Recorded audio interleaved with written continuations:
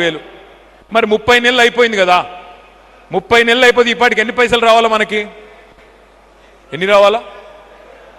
75,000 రావాలనా? వచ్చినాయా? ఒక్క అక్కకు కానీ ఒక్క చెల్లెకి కానీ 75 పైసలు పడ్డాయా?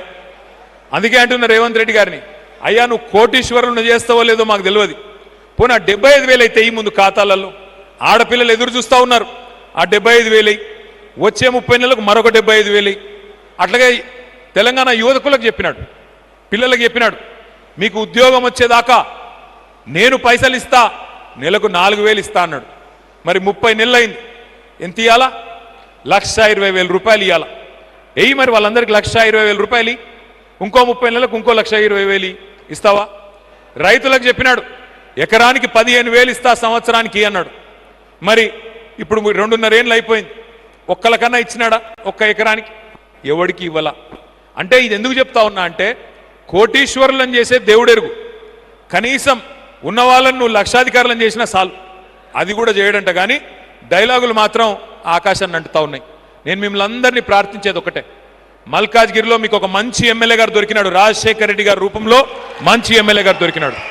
బ్రహ్మాండంగా పనిచేస్తున్నాడు, కాన్స్టిట్యున్సీ కోసం పనిచేస్తున్నాడు. నేను కూడా ఆయననే పొగుడుతున్నారు, అయ్యా కాదు, కాన్స్టిట్యున్సీ కోసం పనిచేస్తున్నాడు, పార్టీ కోసం కూడా పనిచేస్తున్నాడు, కాన్స్టిట్యున్సీ కోసం కూడా కష్టపడుతున్నాడు. ఎవ్వలతో పంచాయతీ పెట్టుకోకుండా స్మూత్గా సాఫ్ట్గా పోతున్నాడు. కానీ రాజశేఖర్కి తెలుసు ఎప్పుడు గేర్లు మార్చాలనో తెలుసు. రాజశేఖర్ రెడ్డి గారు కూడా ఇప్పుడు ఏం మాట్లాడాడు ఎక్కువ తక్కువ, అందుకే చెప్పిండు నాకు ముందే, అన్న ఇక నేనేం మాట్లాడా, నువ్వే ఎక్కువ మాట్లాడన్నాడు. నేనేమంటున్నా అంటే, ఇంకా సరిగ్గా 2.5 సంవత్సరాలు వచ్చే ఎన్నికకుంది. ఆఖరి సంవత్సరం ఎట్లాగూ మొత్తం ఎలక్షనే, ఇక మిగిలింది 1.5 year మాత్రమే.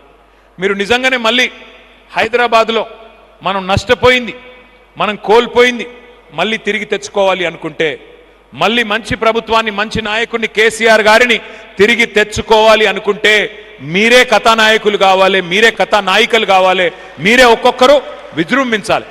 విజృంభించాలి అంటే ఏం చేయాలి? ఏమి ఎవరితో యుద్ధాలు చేసేది లేదు, ఎవరిని మీద పడి కొట్టేది లేదు, బూతులు తిట్టేది లేదు, కాంగ్రెస్ నాయకుల్లాగా మనం కూడా పిచ్చి పిచ్చి పనులు చేసేది లేదు. కానీ ఒకటి మాత్రం పక్కా, మీరు చేయొద్దు అని చెప్తున్నా కానీ వాళ్ళు మిమ్మల్ని ఏమన్నా చేస్తే, గతంలో మా సునీత ఇక్కడనే ఉంది, మా రాము యాదవ్ కూడా ఇక్కడనే ఎక్కడ ఉన్నాడు, ఏడున్నాడు తమ్ముడు, రాము యాదవ్ మీద వచ్చి పడ్డారు. పడితే ఒక రాము యాదవ్ని ముట్టుకుంటే మొత్తం టీఆర్ఎస్ ఎమ్మెల్యేలు అందరం, బీఆర్ఎస్ ఎమ్మెల్యేలు అందరం మొత్తం వాళ్ళ ఇంటికి వచ్చినాం, వచ్చి అండగా నిలబడ్డాం. మీరు రాజశేఖర్ రెడ్డి గారు పిలిస్తే మొత్తం 30 మంది ఎమ్మెల్యేలు, ఎమ్మెల్సీలు అందరం వచ్చి ధైర్యంగా ఉండి, చెల్లె నువ్వేం కాదు, టెన్షన్ పడకు అని చెప్పి ధైర్యం చెప్పిపోయినాం.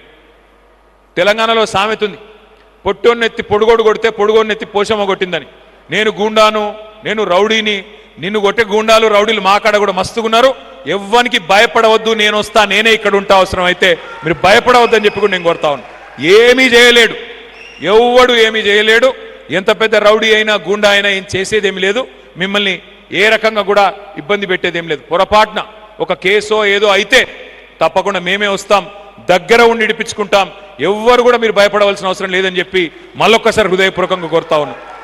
మంచి ఎమ్మెల్యే గారు ఉన్నారు, మంచి ఎమ్మెల్యే ఉన్నాడు, కష్టంలో పిలిస్తే ఉరికొస్తున్నాడు, అందుబాటులో ఉన్నాడు, అరుంధతి హాస్పిటల్ ద్వారా కూడా సేవలు అందిస్తూ ఉన్నాడు. అట్లాంటి ఎమ్మెల్యేని కాపాడుకోండి, దగ్గర పెట్టుకొని చూసుకోండి.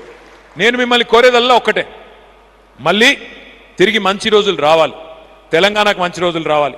వాళ్ళ రైతులు తలడిల్లిపోతూ ఉన్నారు, ధాన్యం కొంటలేరు, ఆగమై చివరికి ధాన్యం కుప్పల మీదనే ఆత్మహత్య చేసుకుంటూ ఉన్నారు.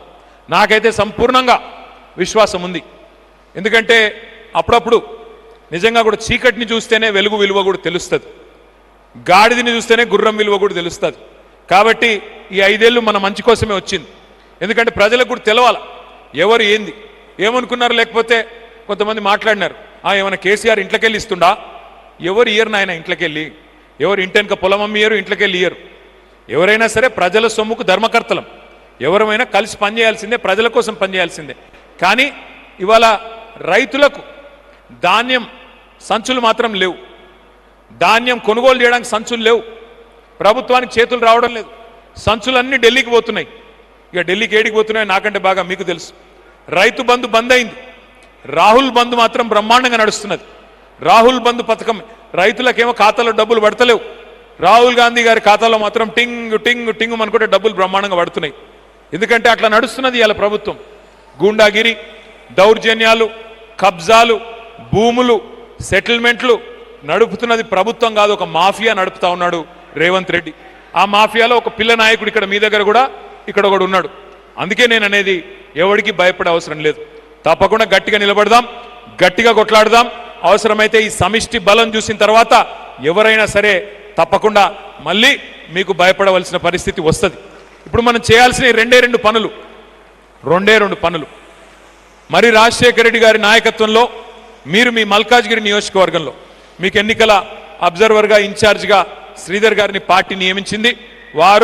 వీరు ఇద్దరు కలిసి మీకు దిశానిర్దేశం చేస్తారు 2 విషయాల్లో. నేను కూడా ఇప్పుడు మీకు ఒక 4 విషయాలు ఈ ఎస్ఐఆర్ అనే కార్యక్రమం గురించి మీకు చెప్పడానికి ప్రత్యేకంగా ఇక్కడ దాకా నేను వచ్చాను. ఈ ఎస్ఐఆర్ అంటే ఏంటిది? ఈ నెల 25 తారీఖు చాలు అవుతుంది ఎస్ఐఆర్ అంటే స్పెషల్ ఇంటెన్సివ్ రివిజన్. దీనిలో పెద్ద కన్ఫ్యూజ్ అయ్యేది ఏం లేదు. ఇదేదో ఆంగ్ల పదం కాబట్టి, ఇంగ్లీష్ పదం కాబట్టి కన్ఫ్యూజ్ అయ్యేది ఏం లేదు. ఎస్ఐఆర్ అంటే ఏంటి అంటే మనకి ఓటర్ లిస్ట్ ఉంటుంది. ఆ ఓటర్ లిస్ట్ని జల్లెడబట్టే కార్యక్రమం